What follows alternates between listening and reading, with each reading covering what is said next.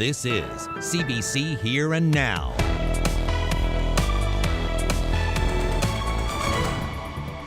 There's been a tourism bounce back, and that means more activity here at St. John's Airport, but still far short of pre-pandemic levels. You're just amazing people, and I'm so glad I came. There's more energy, there's more people, and that means that there's more people flying. I'm Terry Roberts, and I'll have that story coming up. Well, after an absolutely beautiful start to the week, temperatures are going to feel very fall-like as we head into the weekend. I can't be here by myself. Drive through, in here, in baking at times, even if something needs to be made, we had to shut the door for a few hours. A labor shortage in the food industry. Some companies reduce hours because they can't find workers. Good evening and welcome to Here and Now. I'm Anthony Germain. And I'm Carolyn Stokes. We begin tonight on the south coast of Labrador. A lively but emotional tribute in Mary's Harbour last night for two missing fishermen. The crowd released lanterns into the sky in honor of Mark Russell and Joey Jenkins, who have been missing for nearly a week now. Mark Russell is known in the community as a talented skipper. Joey Jenkins, a talented photographer. Family and friends gathered on the pier last night and they played music and set off fireworks. All of this in tribute to the missing young men. I hope it just reminds everybody that there are lots of people that are thinking about them.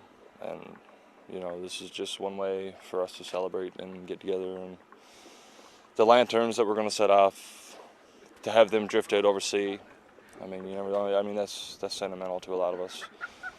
And hopefully, I mean, on a lot of people's minds, it's carrying the thoughts and prayers of our ancestors and everybody around that, you know, for our friends. The two men were expected to arrive at Mary's Harbour on Friday aboard their boat, the Island Lady. Well, today the air search for the pair continues while divers begin the search underwater. Tonight we're learning more about Joey Jenkins. His family, who live in St. Louis, Labrador, describe him as an unlikely fisherman who was kind and caring. He's my firstborn, my little red-headed, blue-eyed boy that I always wanted. And when I held him in my arms for the first time, I said, well, thank you, God. And he was so full of giggles. Oh, my God, his giggles were like, Joey was up for a challenge. He'd try anything once. And I remember when he said he was going to go fishing. I said, well, boy, you're the most unlikeliest Labradorian, never become a fisherman. But he so enjoyed it at the cod fishery especially. I always had a fear of my children in the water because Peter and I never ever encouraged our boys to be fishermen because I just had such a fear. And I said to him, well, boy, be careful. Like, and when one of my last conversations with him, I said, so when are you finished fishing? And he said, well, another few days, I'd say. And I said, well, thank God. I said, because I can't wait for you to get off the water during this time of the year. But it was as a mother, I think from the time the two of them were born, it was my biggest fear that they would be on the water. I just had that underlying fear. And it's a mother's worst nightmare come true. But he needs to come home now. It's cold and dark and he needs to come home. He's kind and caring. He would take the shirt off his back for you. He's been the brightest light in my life for the past 5 years. He's been my rock. I met him when I was going through a divorce, to be honest with you, and I didn't know what love was until I met Joey. I actually know the moment I fell in love with, and we went to the rooms, and they had us set up for the war, and there was an old camera with the hood. And he spent like 20 minutes explaining about that camera. And he was getting underneath and showing how you load the film. And when he started, it was just the two of us. And he was so animated that he didn't even realize that a crowd was after forming around. And up until that point, he'd been so quiet. And I just seen this spark. I just met him and I knew that I didn't want to live my life without him.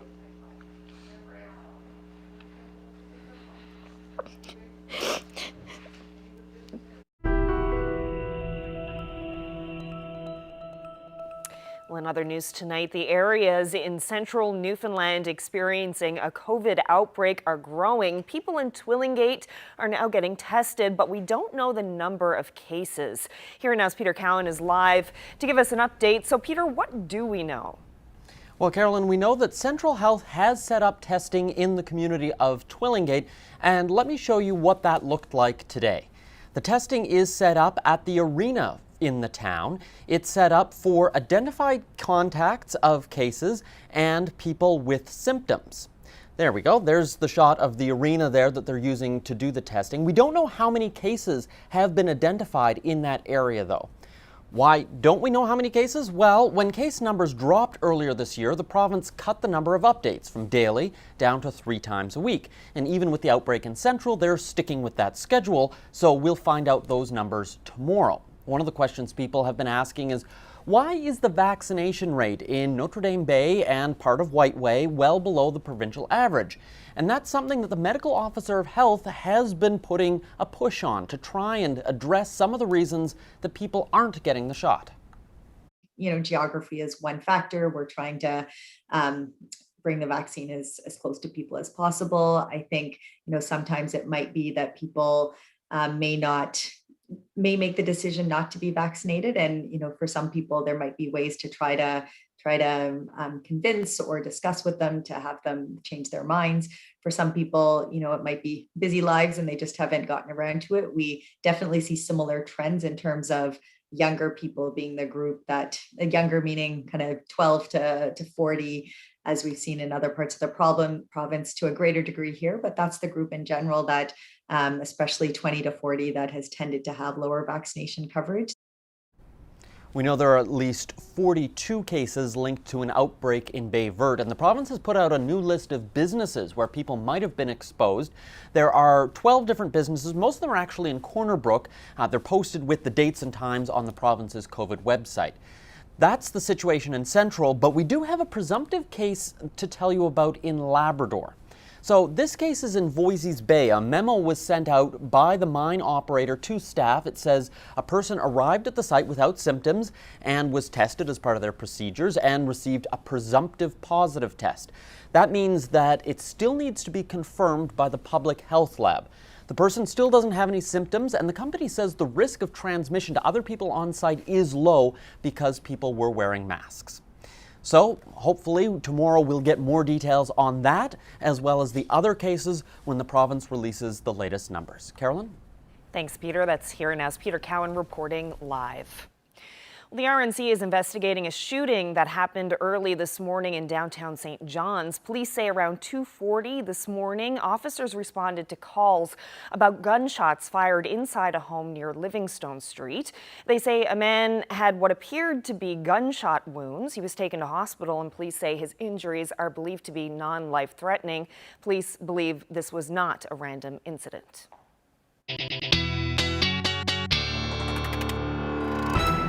Another fairly nice day this early start to the day. We sat around 12 degrees this morning in St. John's. Temperatures dropped again through parts of central Badger down to 4 degrees this morning. And then we've got those cooler temperatures up across Labrador as well into the single digits. And we do have a cold front that's pushing through, and that's why we're seeing that cooler air to the north and that warmer air to the south of it. And as we head through the evening hours tonight, we're going to see those temperatures drop. This is just an example of what happened in Twillingate earlier today. Temperatures sitting around 16 degrees, and then as soon as those winds shifted to northeasterlies, that cool air moved in, and that is what we're going to see as we head through the next couple of hours and into the overnight period for eastern areas. Right now sitting at 21 degrees in Gander, but expecting that temperature to drop to the single digits as we head through the overnight. But I will get into all those details and have your full forecast when I come back.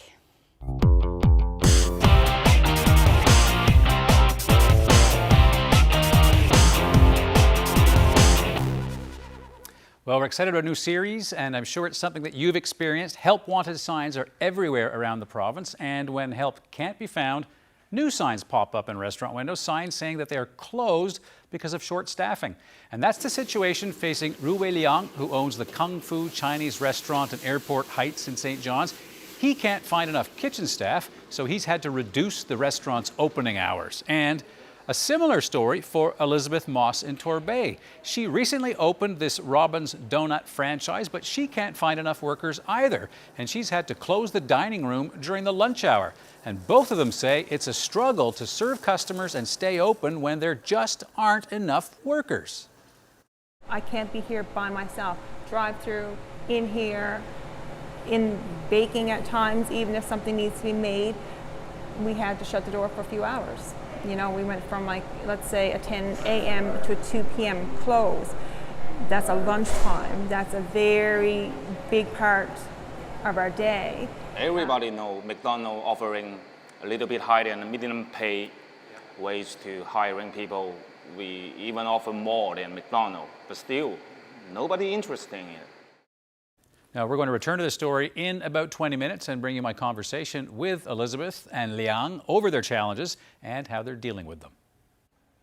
Well, it's pretty bad timing. A worker shortage in restaurants is getting serious just as tourism on the Avalon Peninsula is on the rise. The uptick started when the province's borders reopened to Canadian travelers back in July, but it'll take a while to get back to pre-pandemic times. Here and Now's Terry Roberts reports. It's a magical day on Signal Hill in St. John's. A cloudless sky, barely a breeze, and comfortable temperatures made even warmer by the smiling faces of liberated travelers. I'm speechless when it comes to these views. I mean, I'm from Ottawa. I'm lucky if I get a lake. This is a nice scene right here. With family reunions that were delayed by the COVID-19 pandemic. So he's back home and getting to see the old house and where he grew up. I'm connected to this landscape and the seascape, and yeah, it's part of me. A city landmark crawling with tourists from within the province. Lots of people getting out here and enjoying this lovely day. And some all the way from British Columbia, more than 7,000 kilometers to the west. It's like their moods are just lifting, you know, and we're finally getting back to a place where we can really enjoy the gorgeous country that we have. It's been a rough 18 months for tourism businesses like this one. This gift shop opened a month before pandemic lockdowns practically brought society to a screeching halt. But we managed to stay afloat. But the payoff came as soon as travel restrictions were lifted. For 2.5 months, we haven't stopped, and we just hope it continues. The way I would put July 1st was there was a tsunami struck the island. Yeah, from July 1st of this year. And a tsunami in the form of visitors? In the form of visitors, yeah, absolutely.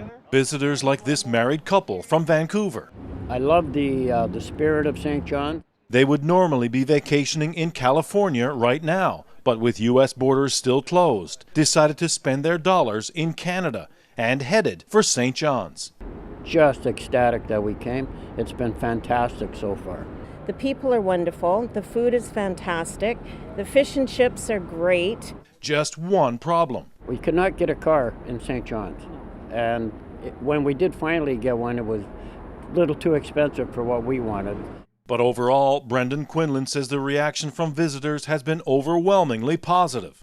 I know of a number of people that have come in and have told us that they've bought properties while they've been here, and they're planning to come and spend maybe some months each year living here, and they're going to tell their friends all about it. We were at capacity for many crossings throughout the summer.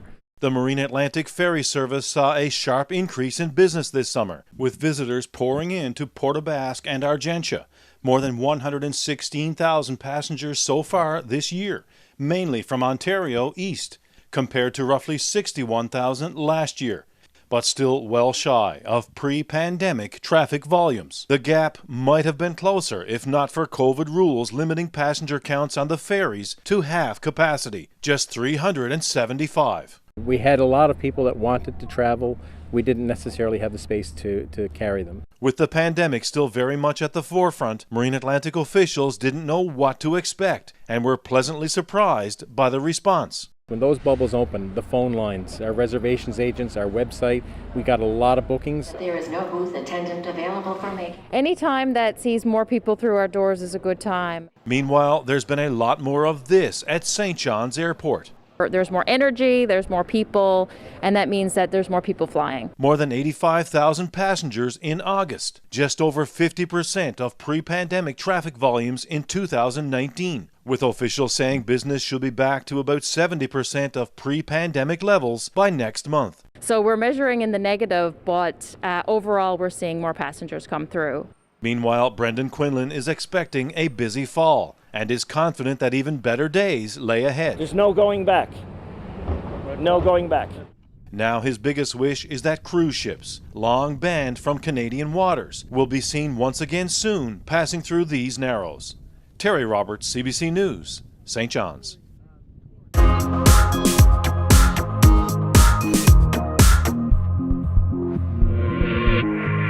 Concerns about COVID-19 outbreaks and school closures have some parents considering the option of homeschooling. But one veteran homeschooling parent says pandemic disruptions impact her family as much as any other. The CBC's Kyle Mooney has that story. If there's one thing the pandemic has proven, it's that public spaces are important. For one homeschooling family, they're essential. People say about school that it is a place where kids are prepared for the real world. And I always say to myself, what better place to prepare for the real world than in the real world? Corrine has been homeschooling her kids for the past 4 years, but schooling rarely takes place at home. We do have, many dozens of families who homeschool, and we get to do even group events at the rooms. We get to do group events around the community. Museums and libraries provide essential learning resources, Corine says, and that's hardly all. So what do you like about coming to the rooms?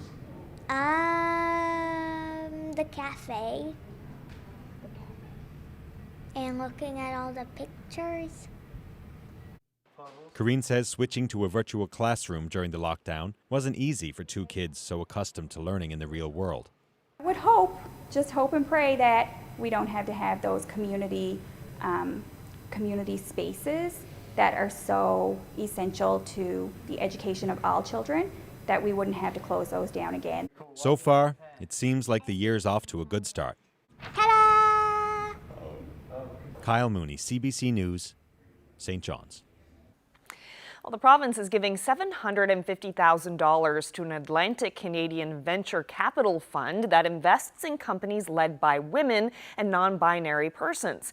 Sandpiper Ventures, which includes former provincial finance minister Cathy Bennett as one of its founders, says it's raising $20 million for seed-stage tech-based ventures.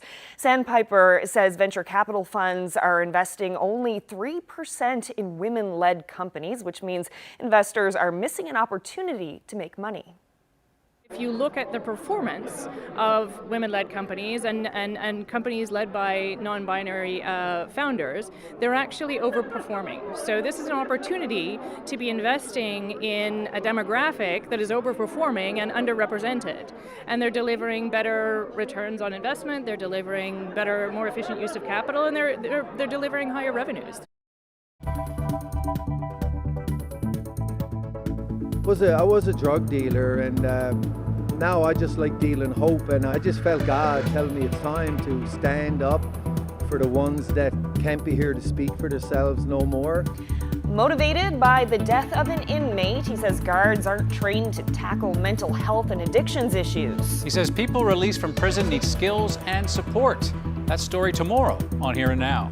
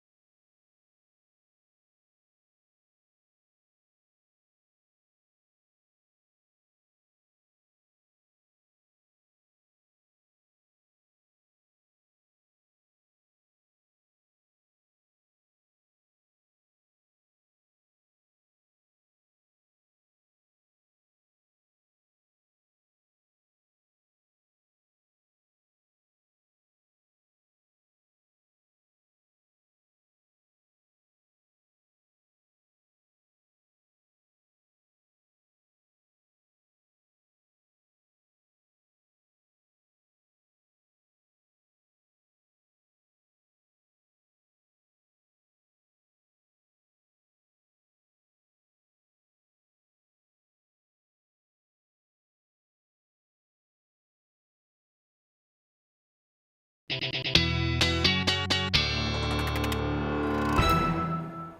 how the boat's being pushed around.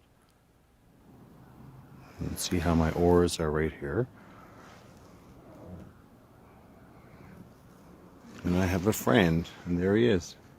Look at that, a whale encounter in Clarenville on Tuesday. Daryl Duke says the beluga approached him while he was out rowing in his flat-bottomed dory. Yeah, the whale is well known in the area. It's been there about 2 years, and Duke believes it's separated from its pod. He says he knows you're not supposed to go near the whales, but Duke says this whale swam up to him. Yeah, and that's not all. This photo was taken last weekend when he was in another dory.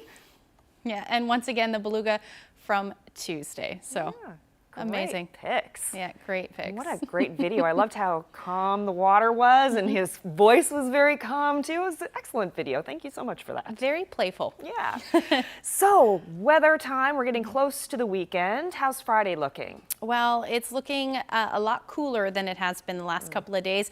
I thought we'd take a look at just how warm it's been this year. I showed this graphic a couple of, I guess about a month ago now, and we have added to that dramatically. So normally we sit around 53 days where we see temperatures around 20 degrees or warmer. This year in St. John's, we're at 66. So it has been quite a few years since we've seen those numbers. 2012 takes the cake though at 79 days, but we're still very beautiful temperatures, and it's been warm right across the board. This is the averages for most areas. Gander, 60 days is what you normally see. 76 has what you've seen so far this year. Deer Lake looks to be the warmest at 79.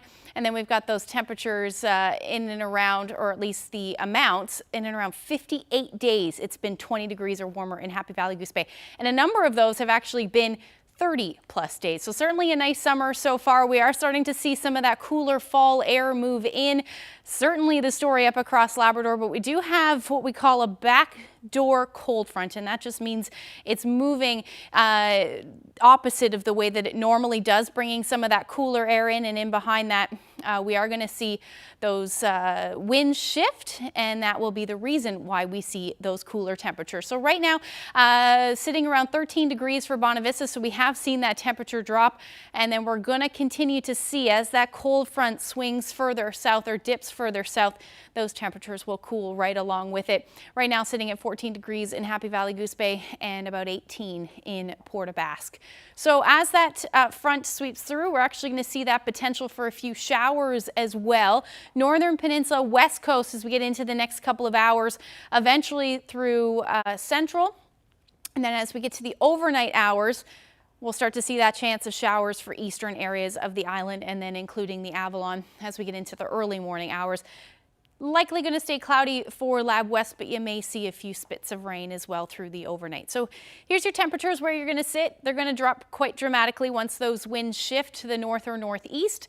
Down to the single digits, 8 degrees in Gander, 9 in St. John's tonight. Going to stay into the teens for the southern areas of the island, and then a cool but clear and calm night across most of Labrador. Between 3 to 5 degrees will be your overnight lows, and winds really across the board generally light. A little breezy down through the southern areas, but they'll be out of the north about 20 to 40 kilometers per hour. So as we head through the day tomorrow, not a whole lot happening. We're actually going to see some lingering cloud cover and maybe a few showers and drizzle in the morning for the northeast, and then we'll see some clearing. However, a little bit more cloud cover sticking around for the rest of the island, including up across Labrador. You may see a few showers in the mix as well, or some drizzle, and then some periods of rain will move in for Lab West as we get into the evening and overnight hours, and a better shot of some showers as well for the southwest as we get into the overnight and early morning hours. So temperatures tomorrow much different than what we're seeing today. Back down to the teens, about 13 degrees for St. John's. Those winds will stay out of the northeast, about 20 to 40 kilometers per hour. As you head towards Clarenville, Bonavista, temperatures fairly similar. Same thing through Central, mix of sun and cloud, or some cloudy periods. The edge of the cloud cover looks like it'll just make its way towards Grand Falls, Windsor into the afternoon.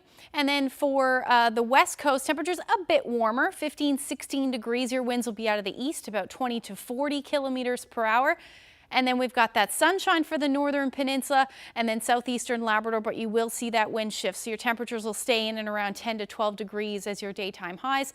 And then as far as the rest of Labrador goes, about 8 to 12 degrees. So much different story than we have earlier this week.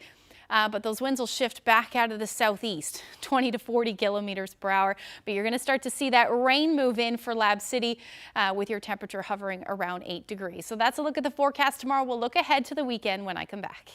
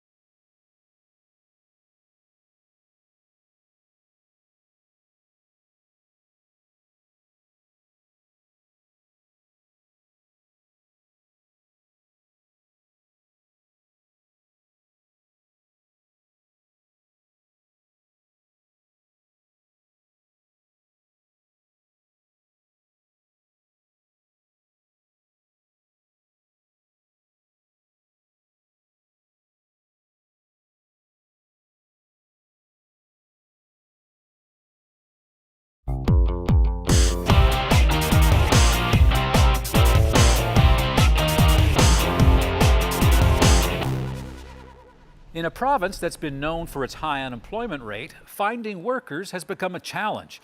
In the restaurant and fast food industry, it's been difficult to get people to pour coffee or work in the kitchen. And we're seeing a new trend: businesses cutting back their hours, staying closed longer. Tonight, we're diving into the labor shortage with our new series, Help Wanted, and we're starting here at Robin's Donuts in Torbay. Joining me is the owner, Elizabeth Moss, and Ru Wei Liang, who owns Kung Fu Restaurant in Airport Heights in St. John's. Well, we're starting off at a brand new Robin's here on Torbay Road. It opened just a few months ago in June. And Elizabeth, I'm going to start with you. What's it been like as far as trying to find workers to keep this place going?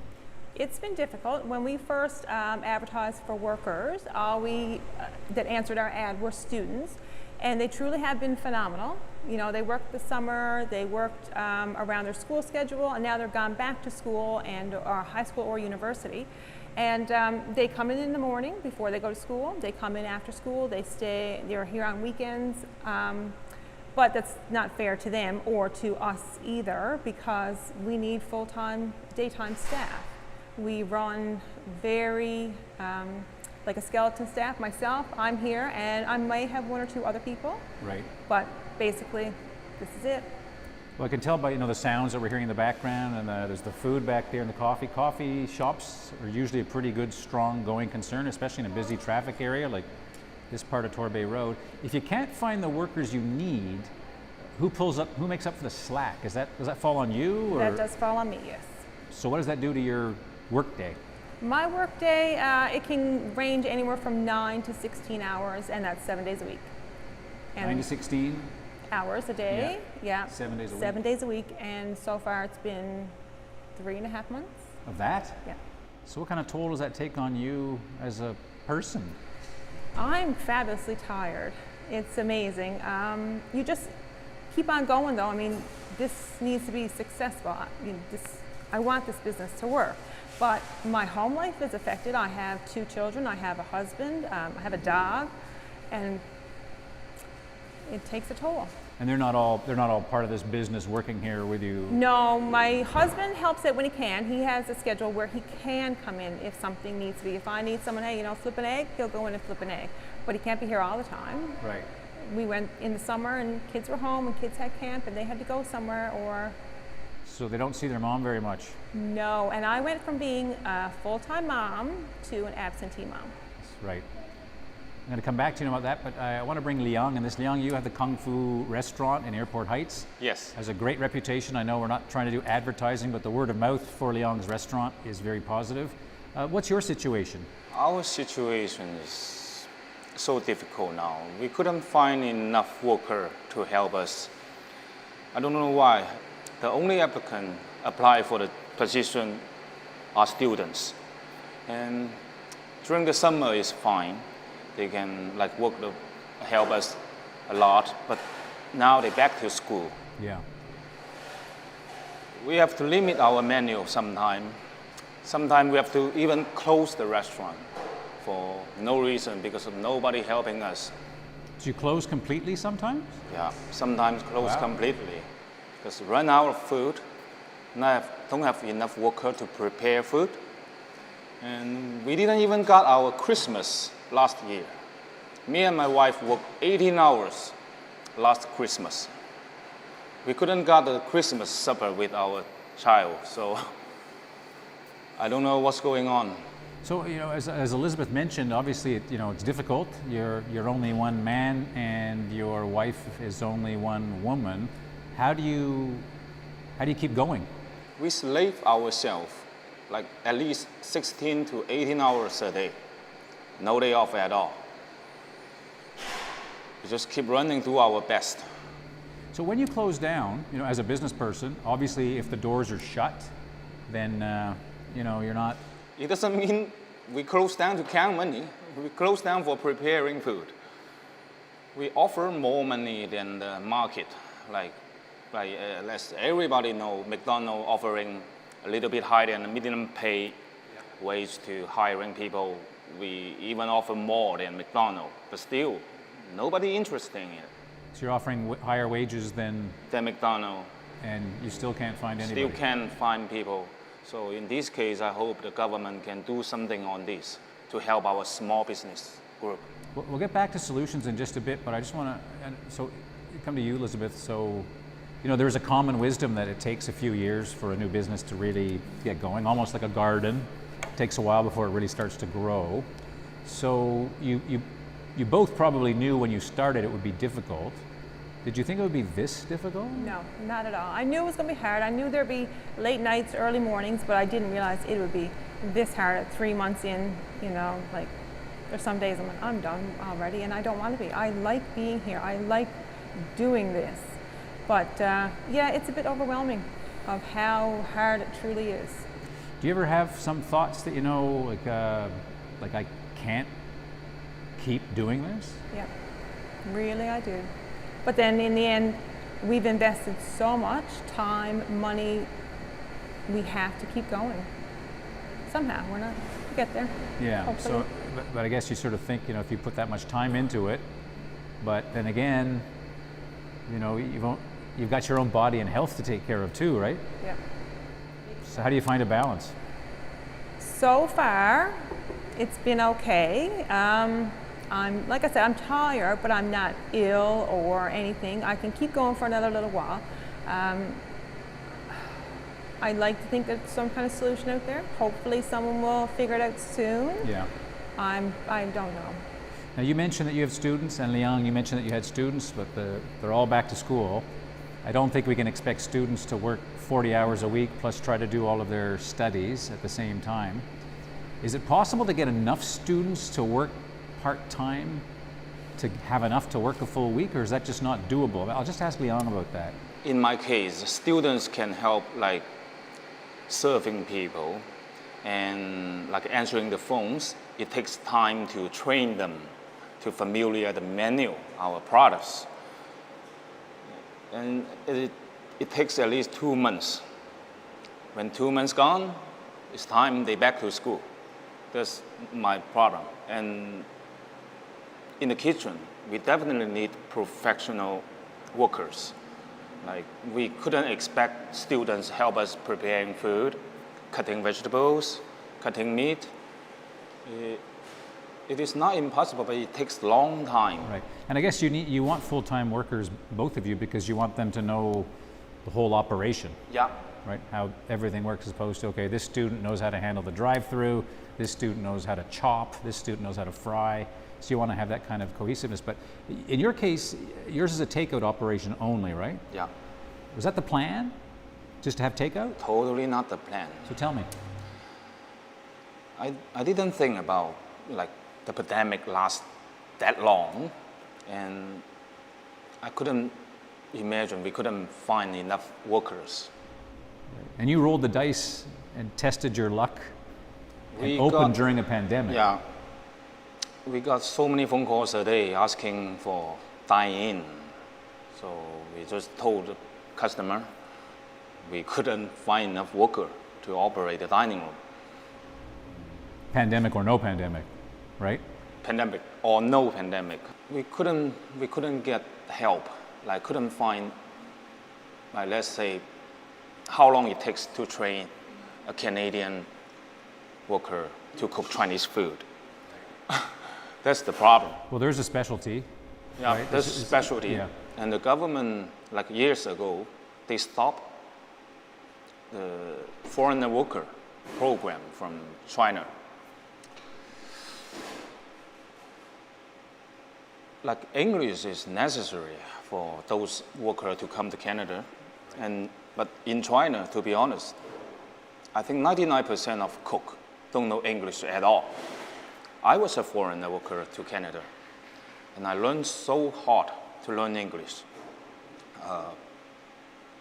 I didn't know English at all, same thing. So I hope the government can do something on this to help our Chinese restaurant. You both have really spelled out the size of the problem, and I know looking at emails and phone calls that we get from right across the island, different parts of Labrador, the Northern Peninsula, Central, South Coast, this is happening to a lot of restaurants and a lot of small businesses that just simply can't get basic workers, whether it's minimum wage or slightly better than minimum wage or slightly specialized people who can know Chinese cuisine. What's the solution? Liang, you mentioned that maybe the government can help. What do you think the solution is? Solution is need more workers. The government should encourage people go back to what we were, like keep our city, everything get back normal. So everyone happy. I couldn't find any solution. What do you think? I agree. People need to be encouraged that it's time to go back to normal, or as normal as we can be. I truly don't know if there's any magic solution right now. I think we've spent the last 18 months to 2 years in this circle, and we might not bounce back from it. This may be the new normal. Well, let me try to conclude the interview on one last thought. You know, the Delta variant is here, as you know. There's some cases in schools, cases in long-term care homes. My sense in Newfoundland and Labrador is that people are still extremely agitated about this pandemic. People in business throughout this pandemic have always seemed a little more, okay, can we take a deep breath here and get back to normal? And I wonder if you're a bit concerned that, you know, you said you think you started after the pandemic. I'm not sure if the pandemic ever really ended yet. So I just wonder if you're worried that we really don't know what's going to happen. It's true, we don't know what's going to happen, and as business, I need it to be back. As a person, it is scary out there, and maybe that's what's stopping business, you know, people wanting to come to work. We don't know. We truly don't know. We can wear a mask, we can wash our hands, we can protect ourselves. But if business, all businesses don't get back to normal, what will we have? Anywhere across, even Canada, what will we have? And Leung, as you know, the government is paying some people some assistance for the pandemic. I wonder if that means people are sort of, you know, I'm getting some government assistance. I don't really need to work at Leung's restaurant or Elizabeth's restaurant.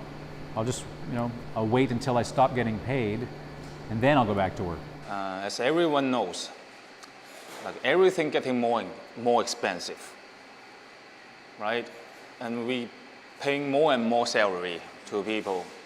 We already done our part to keep the business running. So in this case, I hope the government can do something to small business.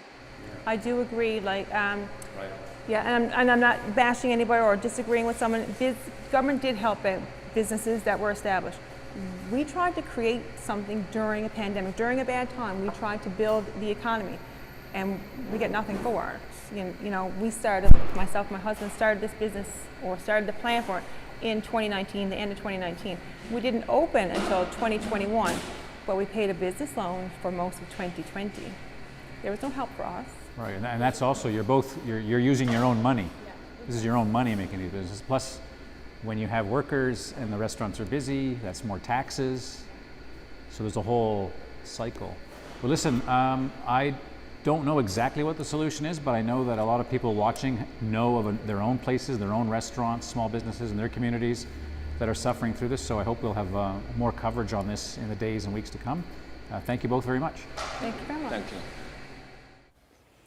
Yeah, for sure. And have a look at this. Anthony asked if you've seen any help wanted signs. And this is one of the responses that we got, a picture from the Robins in Hawke's Bay. Yeah, closed on Monday, it says, until they find workers. Accept our apologies.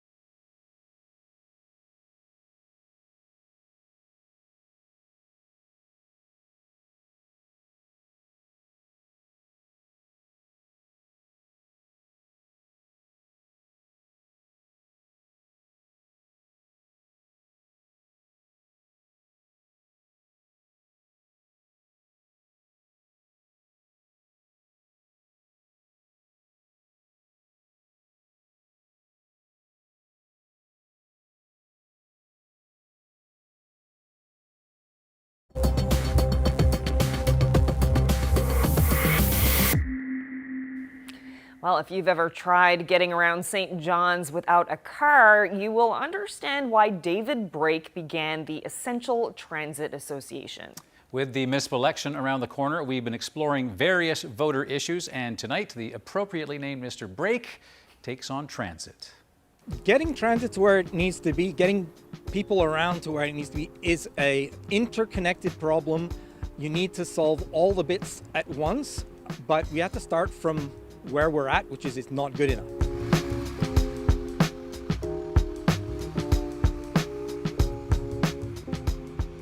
Hi, my name is David Brake. I run the Central Transit Association, and we're advocating for better transit, but you can't get around the city without better transit, better snow clearing, and all the other ways. Without a car, you need to get around.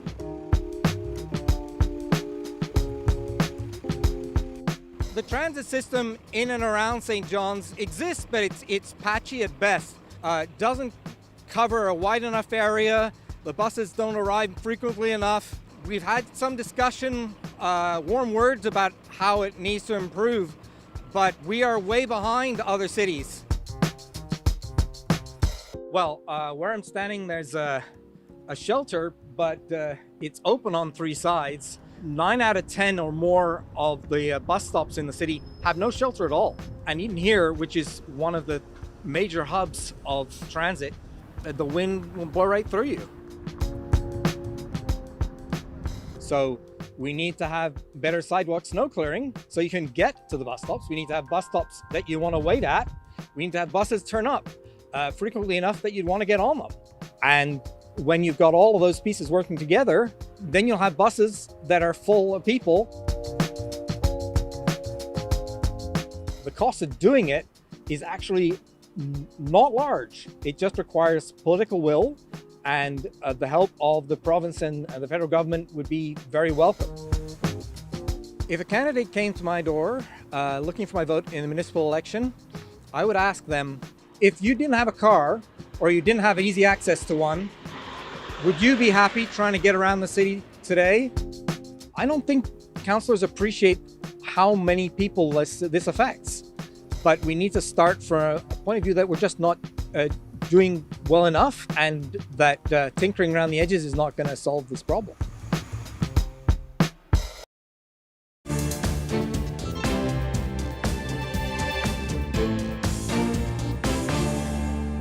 When O Canada plays over the speakers at her Winnipeg High School, a 15-year-old student stays seated. It's a choice she made to honor her Cree and Ojibwe culture. But recently, the decision has landed her in hot water. Jill Kubra reports. Skyla Hart's favorite subject is choir, but the grade 10 student won't sing O Canada. She won't stand for it either. This country is a colonized country, and I don't want to stand for a colonized country. She made the decision 5 years ago to honor her Cree and Ojibwe culture, a stand against the ongoing injustices against Indigenous people. People always say, like, it was a long time ago, but, like, that doesn't matter if it's still, like, we're still, like, going through it, all the trauma from it. It's never been an issue until this year. First, she was pulled from class by a teacher and sent to the hall. I would still be standing for O Canada if I stand in the hallway, so I chose to sit down in the hallway. That's when she says another teacher yelled at her to get up. She was reprimanded again for walking to class while the anthem played. Made me feel upset and angry. Skyla's mom is upset too, but not surprised. To me, this is just an extension of residential school, as we're still oppressing our children not to be able to practice who they are. Raven Hart knows the painful legacy of residential schools firsthand. She attended one. So did her mother. So it's not like it was a long time ago. It very much affects our family. And I think that the fact that Sky decided to take a seat during O Canada is very courageous. Raven thinks no child should have to stand for O Canada. O Canada was built on, you know, the demise of Indigenous people, the disposition of Indigenous people from their lands, from their language and their culture. And we really need to recognize that. The school division says it offers complete support to Skyla. And Skyla says the school principal wants her to help inform the school about the reason she sits. I would really like to have the opportunity to educate my school. Skyla is now free to sit for O Canada. She says it would take a new anthem to get her to stand. Jill Kubra, CBC News, Winnipeg.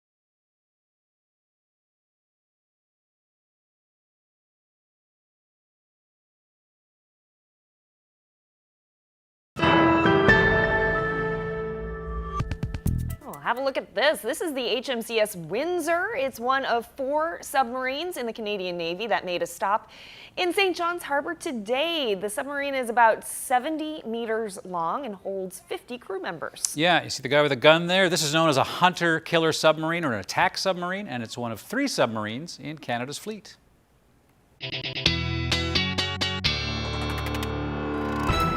Very cool. Nice day to be above the water today. Lots of nice temperatures, and it looks like we are going to see those cooler temperatures move in, though, as we head towards the weekend, although it does look fairly nice. 14 degrees in St. John's on Saturday. Mix of sun and cloud. More likely going to see some cloudy periods as well. Towards the southwest, you're looking at some showers for Port aux Basques, about 14 degrees. And then those single-digit temperatures staying for you up across Nain at 6 degrees, but back into the teens, although unsettled unsettled across the Big Land for your Saturday. As we get into Sunday, it's going to stay unsettled for the most part for most of Labrador. Happy Valley Goose Bay, 17 degrees. And then we get back up into the 20s for the west coast, looking at about 21 for Corner Brook, Grand Falls, Windsor, similar temperature in and around 20 degrees with those periods of sun and cloud through the afternoon. And then about 18 degrees will be the story for St. John's under a mix of sun and cloud for your Sunday. And then after that, we're going to start to see those temperatures climb back up again as we get into Monday and Tuesday. Although Monday looking a little bit unsettled for St. John's and eastern Newfoundland with that chance of showers. But look at the overnight lows back up into the teens, 12 to 15 degrees as we start next week with some cloudy periods on Tuesday, but a beautiful afternoon at this point. For central Newfoundland, you're looking at unsettled conditions through Monday and Tuesday for the beginning of the week, but 19-20 degrees is the daytime high, still pretty beautiful. And then for western Newfoundland, you're looking at a similar forecast, 18 degrees by the time we get to Tuesday. Now, as far as eastern Labrador goes, unsettled right through to the middle of next week. Temperatures not really moving too much once we get there. However, for western Labrador, those temperatures are going to dip back into the single digits by the time we get into Tuesday, and overnight lows even cooler at this point, looking at about 5 degrees. I had to share this photo. Another gorgeous sunset. This one taken in CBS First Fall Sunset. Taylor shared that lovely shot with us. And if you have any weather photos, send them to nlphotos@cbc.ca. And if you see a periscope go up, that would be the Windsor, which is actually one of 4 submarines, not 3, as I said. One of them is HMCS Corner Brook. Yeah, that's right. Yeah. There you go. Anyways. And there's a Chicoutimi. Yep. And the other one. Victoria. Victoria, that's it. Yeah. Wow, you Yeah, guys so know your cool. submarines. What do I win? Yeah, I read about it today. I was like, if that just came from memory, that was No. amazing. I looked it up. We'll see tomorrow. Good night, everyone. Good night.